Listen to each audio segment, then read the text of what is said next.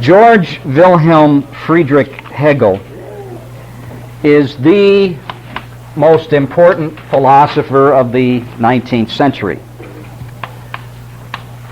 without question. But having said that, that fact is probably counts as evidence for the inherent bad taste of other 19th century thinkers.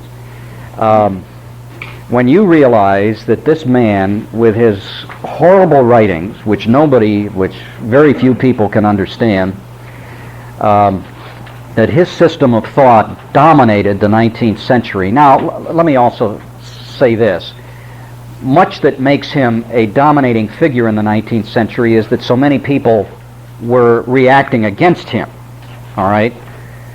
For example, Karl Marx, in his early stages, was a Hegelian and then reacted against Hegel. It's possible that there might never have been a Marx if there hadn't been a Hegel. Kierkegaard reacted against Hegel. So, to some extent, Hegel's influence, his fame was due to the fact that he was the arch enemy of so many people. But nonetheless, here is perhaps the most dominating philosopher of the 19th century. There are various ways to approach Hegel, and I think that I will have to utilize several of them in order for you to begin to get a picture of what he was about. Let me illustrate the way I'm going to approach Hegel in terms of 5 or 6 circles that all approach the same point but from different directions.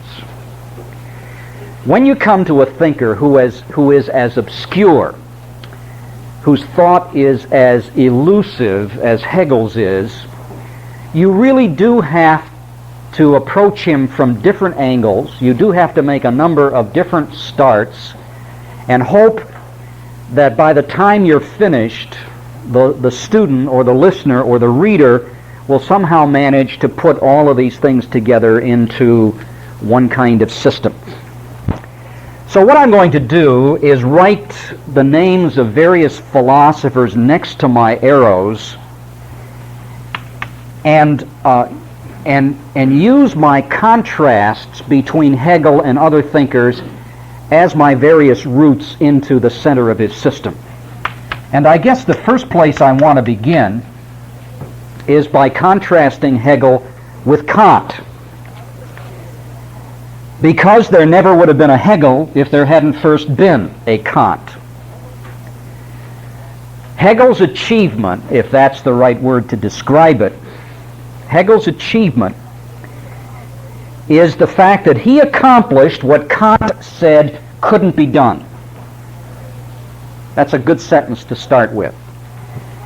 Hegel accomplished what Kant said could not be done. Now, what I mean by that requires us to go back to Kant's distinction between the phenomenal and the noumenal world. Here's the phenomenal world, here's the noumenal world. I've already directed your attention to the most serious weaknesses of Kant's distinction between noumena and phenomena. Those problems were known to philosophers, to Kant's critics, while Kant was still alive. And it was the attempt of certain successors of Kant to get rid of the noumenal world, to get rid of the thing in itself, to avoid the skeptical implications of Kant's philosophy that eventually produced Hegel's system. Now let's remember a number of points. Well, why don't we do this? I've got the distinction between noumena and phenomena over there. What I'm going to do is write on the blackboard the name of Kant and the name of Hegel, and I'm going to make 4 points of contrast between them. In other words, I will tell you what Kant said, and then I will tell you how Hegel rejected Kant's position. Point number one, Kant taught the existence of the thing in itself. Let's amplify that. Kant taught the existence of the unknowable thing in itself. Now, what was that again? That was the thing in itself that existed in the noumenal world, the unknowable thing that caused the ideas and impressions and perceptions of it that we have in the phenomenal world. To get more specific, what we're talking about here is Kant's belief in the existence of the piano in itself, the unknowable thing in itself that causes all of the impressions and ideas of the phenomenal piano that we have. Kant's system teaches the existence of the unknowable thing in itself. Hegel denies the existence of the thing in itself. Hegel rejects that. Now, that's not a bad move, friends. I tried in my own way last week to sketch a way in which we could evade Kant's skeptical distinction between noumena and phenomena. And I did it in a Christian theistic way. We're going to find that Hegel has his own way of denying the existence of the thing in itself. Point number two. Kant taught that the categories that make human knowledge possible are subjective. The categories are subjective. That is, they exist in my mind, they exist in your mind, but that's the only way they exist, within individual particular minds. Hegel argued, and this is an important difference, that the categories are objective. For Kant, these organizing principles, manifold, that makes knowledge possible, exist only within particular human minds. For Hegel, the categories have a reality outside of individual human minds. The categories are a feature of objective reality. Well, it's going to be a little hard. Well, just hang in there. Remember, we can only do this in stages. Particular stages of my presentation may not make sense until we get to the end. The ego for Kant, remember the transcendental unity of apperception, the self, the I, the ego, is individual. In other words, and this would make a great country music song, my transcendental unity of apperception is different from your transcendental unity of apperception. I'm going to write Johnny Cash about that sometime. I think he could do great things with that. The ego, the I, is individual. For Hegel, the I, the ego, is a universal mind.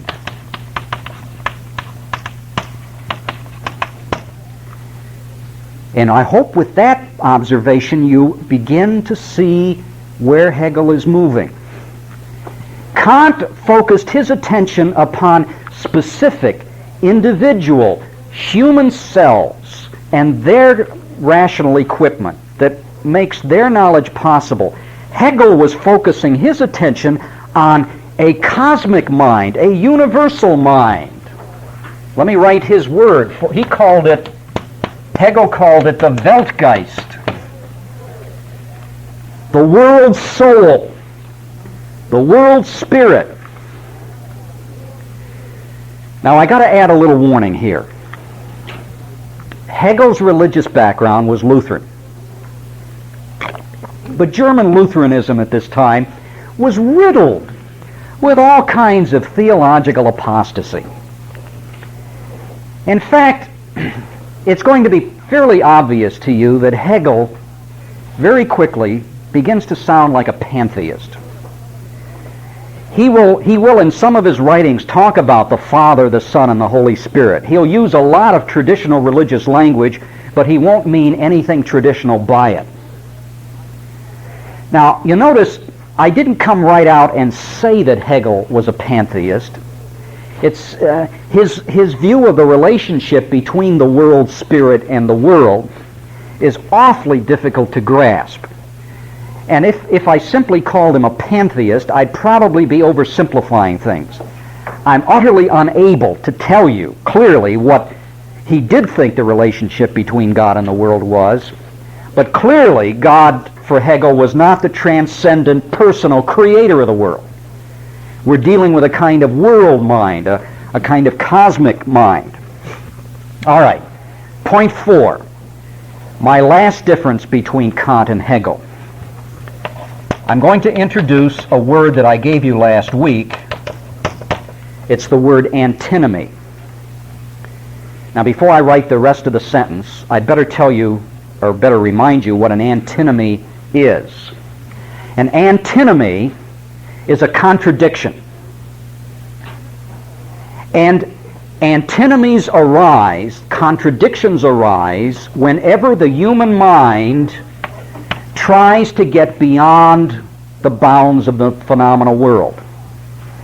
Whenever the human mind tries to grasp the metaphysical truth about something on the other side of the wall, we find ourselves involved in contradiction, in antinomy. One example of an antinomy concerns the question of whether the world was created or not, whether the world had a beginning in time or not. Kant says you can come up with arguments on both sides, and so we thus seem to have seem to have irreconcilable opposites. Well, for Kant, the antinomies are unresolvable. They are unresolvable. What that means is that whenever you try to grasp some metaphysical truth in the noumenal world, you're going to find yourself confronted by contradictions that no human mind can solve, can resolve. You're stuck with them. Hegel will argue that the antinomies are resolvable because they are simply stages by which the absolute mind moves towards absolute truth. I'll repeat that, which is not to assume that it makes any sense, but I will repeat it anyway. Hegel believed that the contradictions, the antinomies that we encounter in life, are resolvable and become resolved as this world mind, which we could call the mind of God, except that implies to some of you as though we're talking about a personal God. These contradictions that we encounter in life do get resolved, but they're resolved as stages in which the world spirit moves progressively towards more complete truth. That's approach number 1. You say, thanks a lot, Nash. But if you file these 4 points away, these 4 differences between Kant and Hegel away in your mind, perhaps as we move on to a different approach, things will make more sense. I am now going to make my second approach to Kant's position, but we have a question here. Yes? So for Hegel, the mind of God, or what have you, is he a process theologian? Is he a process theologian? One of the things that most puzzles me in life is why process philosophers don't make more reference to Hegel. Hegel is the process philosopher par excellence. He really is. And yet for some reason all of the process thinkers of today avoid Hegel like as though he's got AIDS or something. They won't even mention Hegel. I don't know why. Maybe they can't understand Hegel either. But they just don't talk about him. But you're right in recognizing that we're in the presence of a guy who, and this is the next point I'm going to make. I'm going to write the name of another philosopher on the board. Are you ready? Let me make my point here. Who am I going to write? No. Oh. I wanted to ask a question. All right. Well, let's keep going here.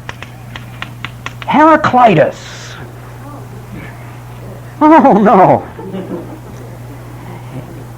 Yeah, I've been looking ahead to the next time I teach this course, and I'll tell you, one of the things I've been wondering is, should I have spent that first day together talking to you about all those pre-Socratics? Should I have dumped Heraclitus and Parmenides on you? And this fact alone says to me, yes, I really should. Because if you'd never studied Heraclitus, and of course none of you have forgotten Heraclitus, right? What was Heraclitus' famous statement? Do any of you remember? Yes. Everything changes. Thank you. And were you going to say that? I should give you both A's for that. But he summarized that view in another famous statement. Do you remember what that was? You never step in. Oh, what a great teacher I am. This is incredible. 3 months have passed, and you've never forgotten that. You can't step into the same river twice. Now listen to me. Here's my point. If you remember Heraclitus' view of the world, you're on your way to understanding Hegel. In this way, Hegel, like Heraclitus, believes that everything in the world is in a constant state of process and change. In fact, Hegel believes that you can't really find anything in thought or reality that isn't undergoing change. You won't even find at least Heraclitus recognized the logos. I don't find anything in Hegel along those lines. So, think of Hegel as a philosopher who sees all of reality as part of a greater whole that is undergoing constant change. In fact, let's add still another word here. Let's add the word evolution. Now, Charles Darwin isn't going to publish until 1859. So, in a sense, we don't want to be guilty of an anachronism here. But the word evolution is a beautiful word to use because it suggests change that marks development towards some kind of goal, some kind of advancement, some kind of improvement. Hegel believes that all of the world is part of a changing process that is making things better, that is making progress towards a final goal. I won't tell you yet what that final goal is. But now I'm going to write the name of a third philosopher on the board, the name Parmenides. Oh boy. Now I'm all excited because, I have this empirical evidence that I'm such a great teacher. Let's ask another. I once told you that Parmenides was the first, what? I'm thrilled. The first rationalist. Parmenides taught that reality is rational. But now some of you will be saying, hey, wait a minute. I recall Heraclitus and Parmenides as opposites. Heraclitus said everything is changing. Parmenides said nothing is changing. Well, that's true. We have to forget Parmenides' emphasis upon we have to forget Parmenides' denial of change. But the point we want to learn here is the emphasis upon reason. So if you can combine Heraclitus' idea that everything is changing and Parmenides' idea that the reality that is changing is rational, then you're on the right track. In fact, let me write a famous statement from Hegel on the board. Maybe you'll remember it. Hegel wrote, "The real is the rational, and the rational is the real."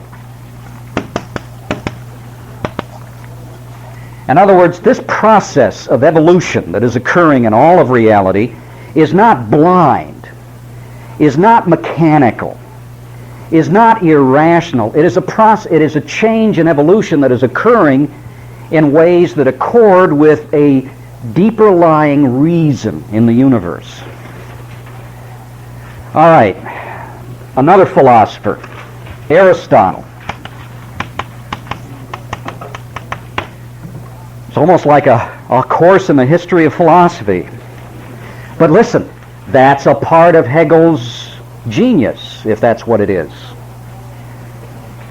Now, the point I want to borrow from Aristotle is his distinction between potentiality and actuality. Looking back, that's a feature of Aristotle that I probably should have emphasized more. We did talk about it. But let's put these words, potentiality and actuality, on the board. Aristotle's system was one in which everything in the universe, with the exception of God, remember, God for Aristotle was pure actuality. Thus, Aristotle's God doesn't change and is incapable of change. But everything else in the universe is part of a great system of change in which it is moving from potentiality to actuality.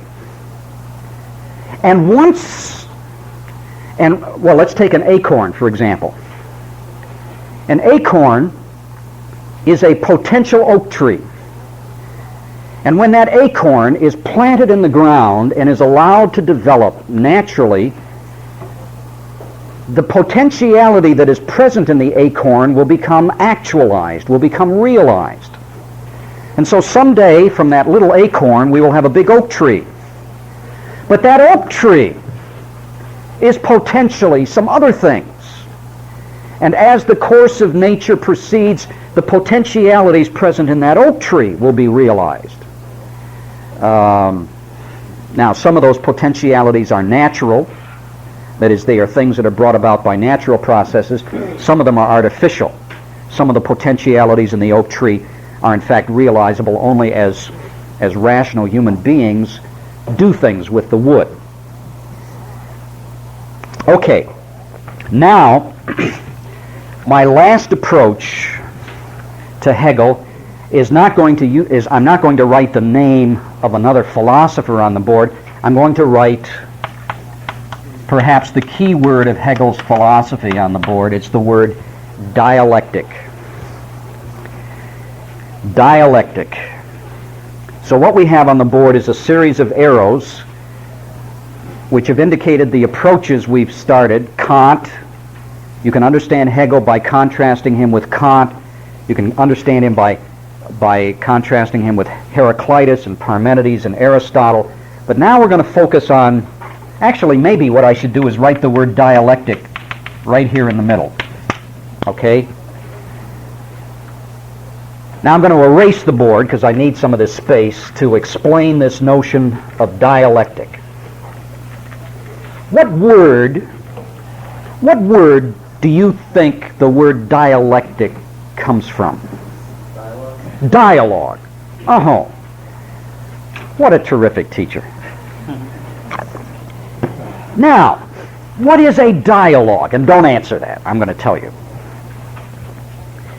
A dialogue is an exchange of ideas that goes back and forth and back and forth. But what makes a dialogue different from a lecture is the fact that the dialogue progresses. You see, when I lecture, and I don't give some of you an opportunity to ask questions or raise objections, it's all one-sided. And it's all moving in one direction, which is my direction. That's what a lecture does. Unfortunately, that's also what a sermon does, all right? But in a dialogue, you have a zigzagging. And in fact, we really ought to make the zigzagging move from the bottom to the top. Because as I say something, and you add your 2 cents, I then have to respond to you. And that interchange, that dialogue, that intercommunication advances us to a higher stage. A stage that we might never have reached if I had simply lectured to you. And then you add your 2 cents, and I have to respond, and so we keep zigzagging and moving beyond where we might have ever gotten if we had simply had a one-sided lecture. Now that idea of opposites coming to bear on each other is basic to the idea of dialectic. Oh, what a great sentence I just gave you. A dialectic is a process in which opposites play off of each other and advance the process to a higher stage. All right? Now, some of you will know that Hegel's dialectic is often presented as though it proceeds in terms of 3 stages. Now, please listen very carefully to me. Do you remember how on several occasions during the semester I've told you that certain major philosophers have been understood incorrectly? Hegel has been misunderstood. Hegel's dialectic is often taught in a way that is untrue to his meaning. So what I'm going to do for the next 3 or 4 minutes is give you the incorrect interpretation of Hegel's dialectic, and then I'll make the modifications that are necessary. Hegel's dialectic is often taught as though it's a 3-step operation. And the 3 words that are used to indicate these 3 steps are these: thesis, antithesis, and we'll wait. Yes, one of you mentioned it. I won't write the 3rd word on the board quite yet. In other words, Hegel says, we can jump in to the knowledge process at any stage we want. And when we do, when we hit on some idea or some claim or some theory, that can function as a thesis statement. It's simply the first step in the dialectical triad. Now, Hegel says, in the give and take of human interchange, and in fact in the give and take of nature, every thesis has its antithesis, some contrary claim, some contrary fact. And so we have something affirmed, we have something denied, but then, Hegel says, a synthesis occurs.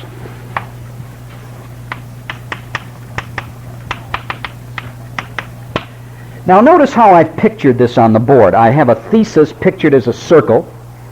I have the antithesis pictured as a competing circle, and then I have a synthesis drawn as a circle that intersects both the thesis and the antithesis, but includes new information that goes beyond the disagreements of the thesis and the antithesis.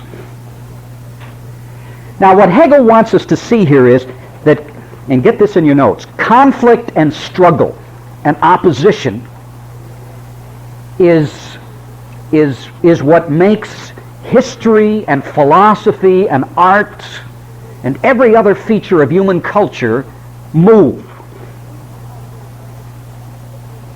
Human culture and the aspects of human culture grow and develop out of conflict, out of struggle, and out of opposition.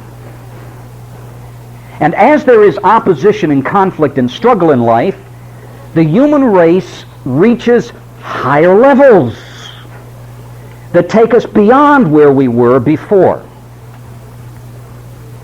And so out of the struggle between our original thesis and antithesis comes a higher truth, a higher stage in human knowledge called the synthesis. But that's not the end, that's just the beginning of a new process.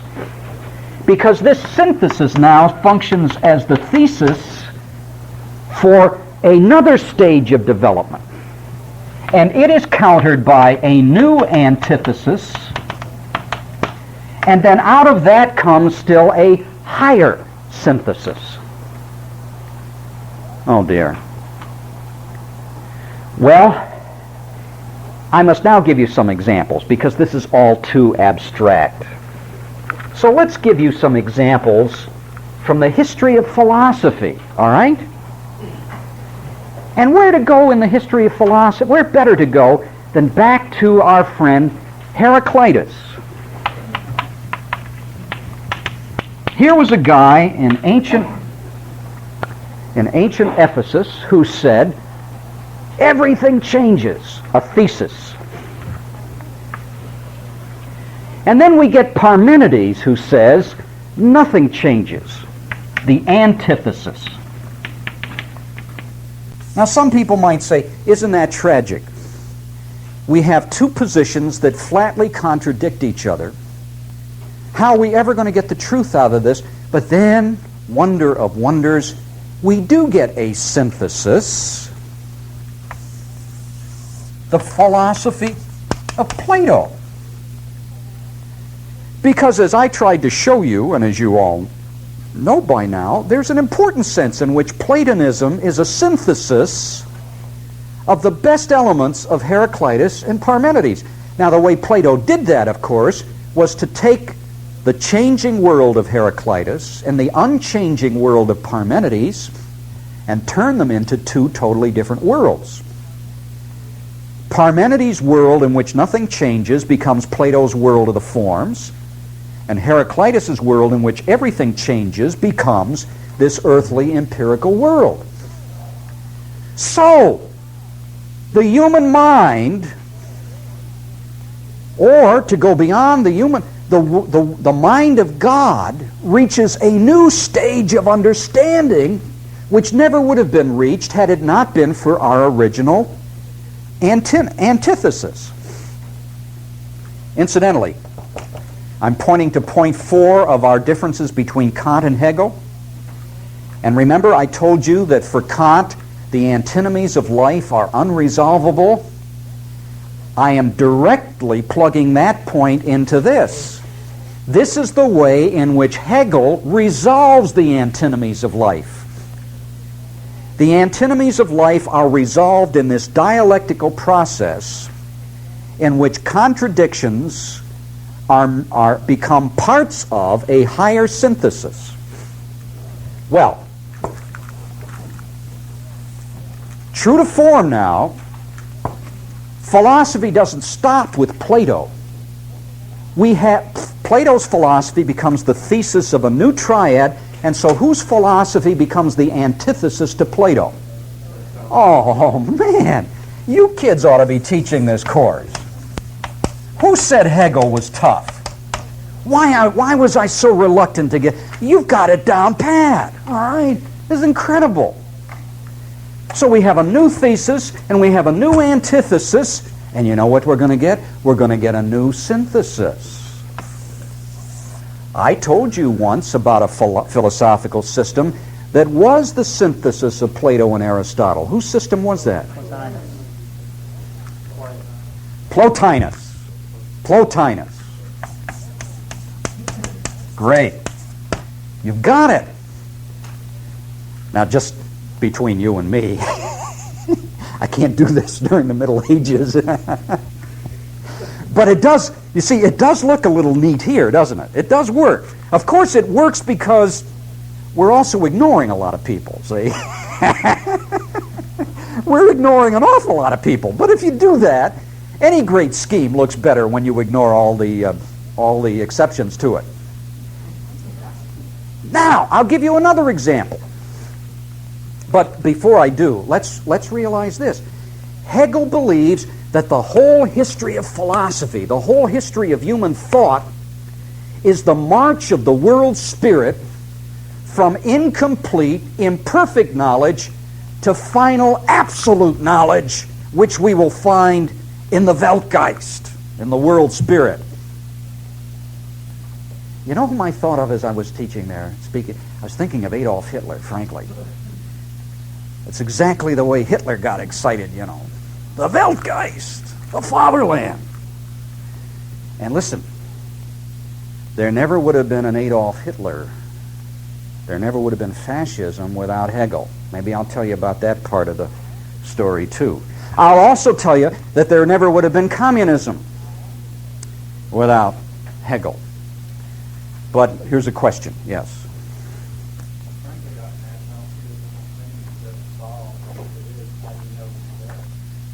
Ah. Now what you're suggesting is that this looks a little bit too artificial. It looks a little bit too neat. And the neatness is there because all of the rough details and exceptions are just ignored. Well, you're right. But that ain't my problem. That's Hegel's problem, all right? You're right.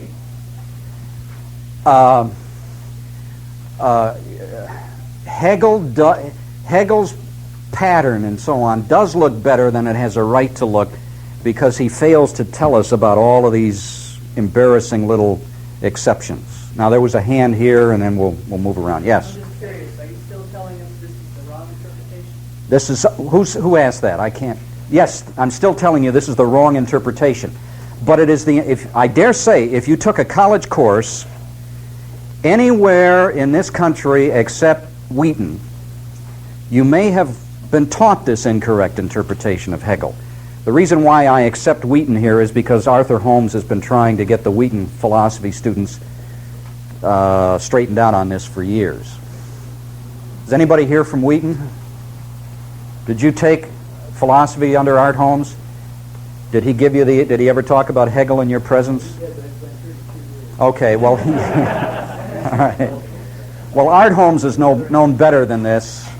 And if you send Art Holmes a Christmas card, please tell him that I am about to modify this whole picture in a moment. All right? But this is a handy way to get into this, even though it's going to prove to be the wrong interpretation. Yeah. But now, Hegel says, where do we find the truth in all of this? This is an important point. And I still have to modify this whole interpretation of Hegel, but this point applies on either interpretation. Hegel says you never find the truth anywhere in the process. All you find in the dialectical process, that is, at these various stages of history, is incomplete truth, is partial truth. In other words, Plato's system wasn't true, period.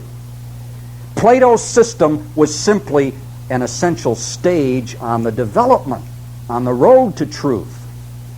Aristotle's system wasn't any truer than Plato's. It was just another stage. You don't get the truth until you reach the end of the process.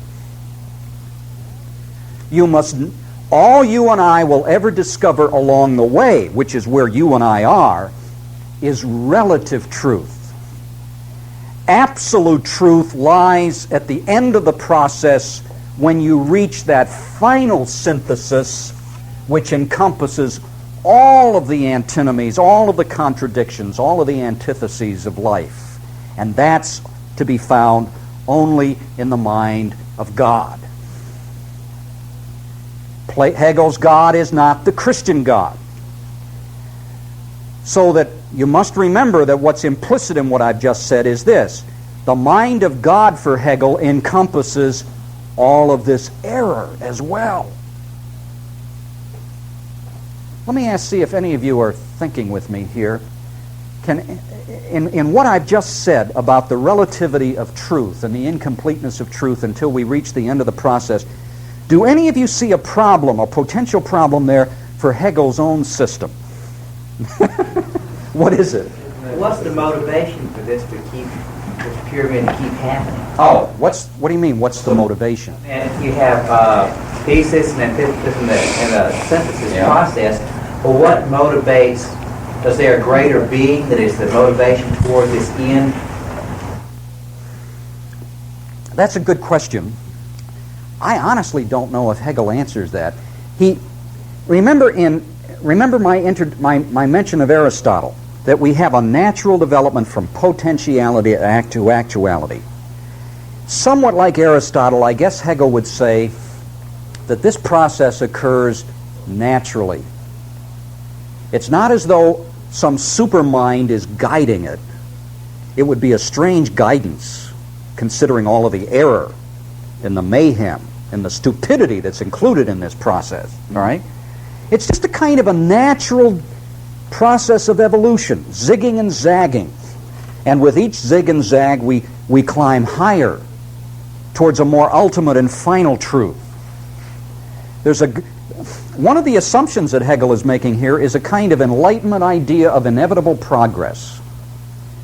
History is the march of God in time. Don't confuse me with that sentence, all right? That's Hegel. All of history, which includes the history of ideas, the history of art, the history of government, is the march of God towards the ultimate state. But before you interrupted us with your good question, I had asked the question, does anybody see a potential problem in this evolutionary relativistic scheme for Hegel's own view? Now, I'm not going to ask Mr. Hodge because you've already demolished Kant. I cannot let you demolish Hegel in the same day. So I'm going to, yes. Well, if that's his thesis, there's an antithesis. I mean, just to say it is partially true, right? In other words, you're right. Hegel gives us all of the reason to reject his own system. Because on his own view of things, his own system of philosophy is just one more imperfect stage on the road to, to the absolute. Unless Hegel is so vain and arrogant as to think that the history of ideas is going to end with him. Would any philosopher be that arrogant? You think they would? All of them? Would I be that vain? I better not ask that question again. Would ask us in January, yes. Would I be that vain? Now, I must modify this picture. This particular picture of Hegel has been almost an official interpretation of him for about 150 years. But there are two problems with it, and you must know about this. If I can find the page in my notes where, yes, this is the section of my notes where I have this material. There are two reasons why this particular interpretation of Hegel is mistaken. Mistake number one. It leads people to think that Hegel always operated in triads, in groups of three. Step one, step two, step three. Step one, step two, step three. Now the fact is that when you read Hegel, and that's always embarrassing for people who have these preconceived ideas, the triad model isn't always there. Hegel did not always proceed in terms of three steps. It was not a three-step development. Sometimes, in other words, it really does get kind of messy. As much as Hegel would like to avoid certain exceptions to his system, he sometimes doesn't quite know what to do with them. And so sometimes we've got a three-step process going on, and sometimes it's almost as if he says, oops, and he does a little skip and a jump. There is supposed to be opposition and conflict and struggle, but it is not always opposition and struggle and conflict that proceeds in terms of three steps. Objection number two, the way I've presented Hegel implies that the opposition is some kind of hard, fast, logical contradiction. Black and white, night and day sort of thing. In fact, as you look at Hegel's examples, the oppositions are frequently not contradictions at all. They are just different in some minor way on occasion. So beware of anyone who would have you believe that the thesis and the antithesis are somehow logically contradictory. They are not. Often they are not. And beware of anyone who would have you think that the triadic nature of the dialectic is universal throughout Hegel's writings. Now, maybe I ought to put some blame on somebody for this mistaken interpretation of Hegel. It seems to have been either Marx or certain Marxists who are responsible for this so-called official view of Hegel. I think probably that's where the blame lies. You see, in certain stages, at a certain stage in the history of Marxism, it became convenient for Marx or some of his followers to use the language thesis, antithesis, synthesis, and some people think that's probably where this phony view got started. Now, I just want to make one more use of this dialectic, because even though the interpretation that I've just sketched for you is overstated, is oversimplified, that doesn't mean that you won't find people after Hegel thinking in terms of this three-step triad. You will. There's a difference between what Hegel did with it and what later Hegelians did with it. Some of the most unfortunate developments in 19th century Christian thought are a product of Hegelianism, of Christianity and the Bible being handled after Hegelian models. Example, the documentary hypothesis that pertains to the writing of the Pentateuch and the religious presuppositions that underlie the thinking of the documentary hypothesis. During the second half of the 19th century, certain German liberals developed this model for understanding the Jewish religion, and it was this model that supported Wellhausen's theory, the whole documentary hypothesis.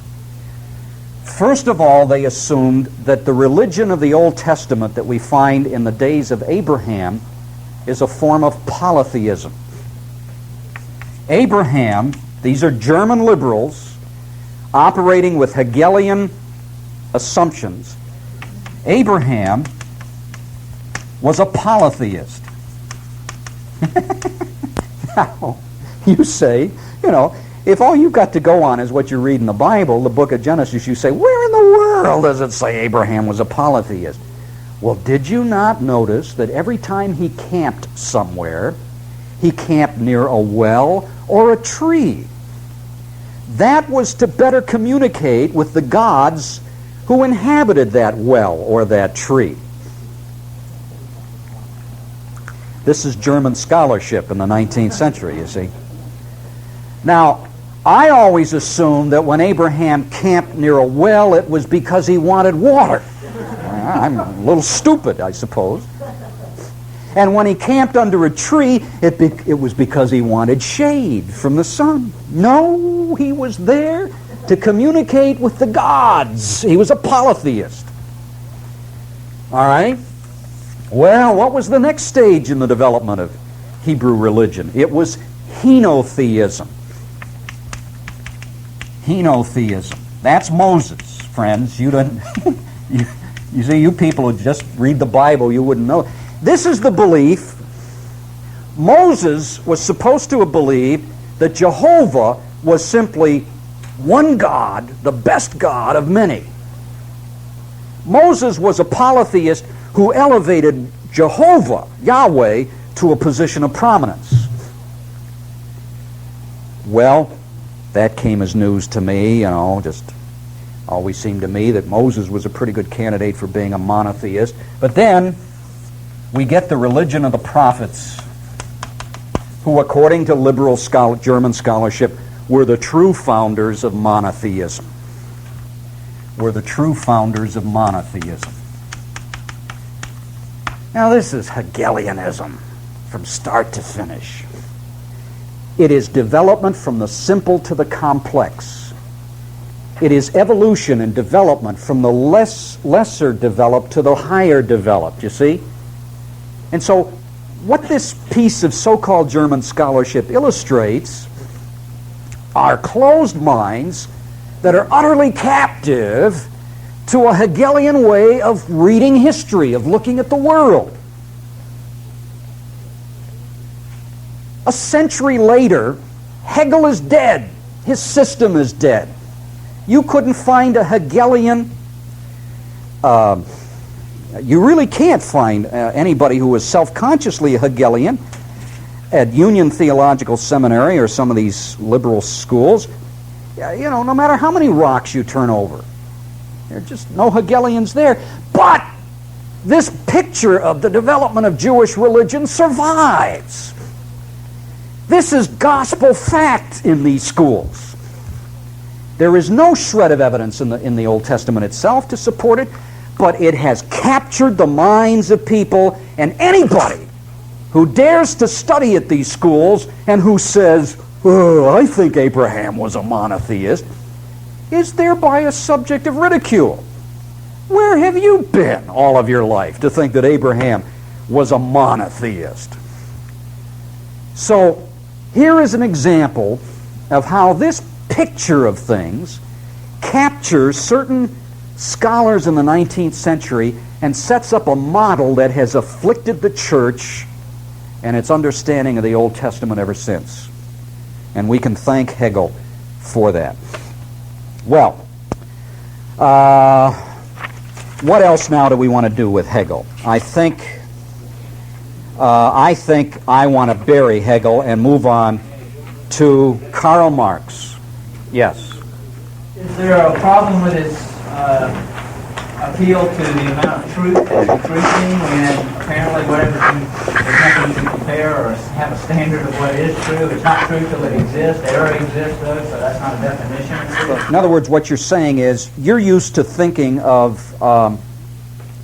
truth in terms of some kind of standard or criterion, some kind of objective, unchanging criterion. Yeah. That's why Hegel says truth must never be identified with anything that is in the process itself.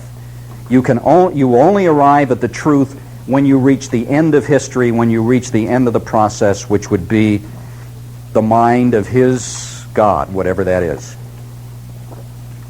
All I wanted was clarification on that. Is that an official title documentary? Wellhausen's documentary hypothesis. Yeah, now that's the view that the Pentateuch was written by a number of different sources. J, E, D, P. And the reason for the documentary hypothesis is the stubborn refusal to grant that the Pentateuch could be the product of one author, you see. In other words, the last thing we must do in approaching the Old Testament is assume some kind of divine source for the document, or assume some kind of higher monotheism behind it all.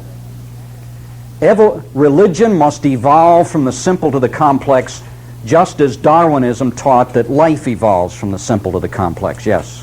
How was their philosophy overcome? It was a complete, supposedly the synthesis would react to a new. Now what Mr. Hodge has just asked is, how would Hegel deal with the obvious signs that human thought, instead of always improving and progressing, often backslides into sheer idiocy and nonsense, all right? How, for example, could Hegel explain Shirley MacLaine?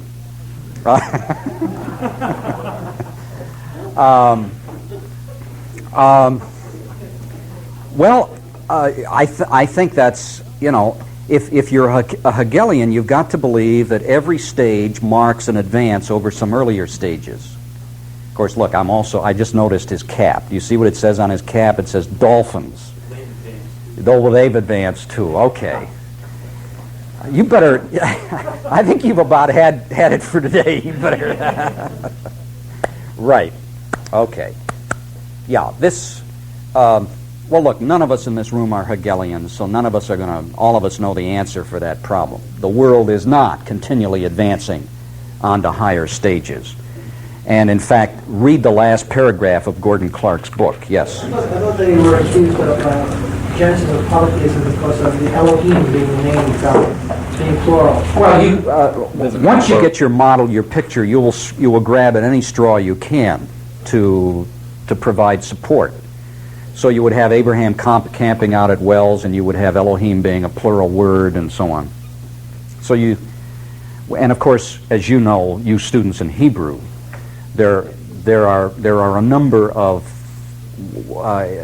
significances that can be attached to Elohim being plural. It can, for one thing, be a way of enhancing greatness and glory and power. It could be a cryptic reference to the Trinity. All right, could be lots of things.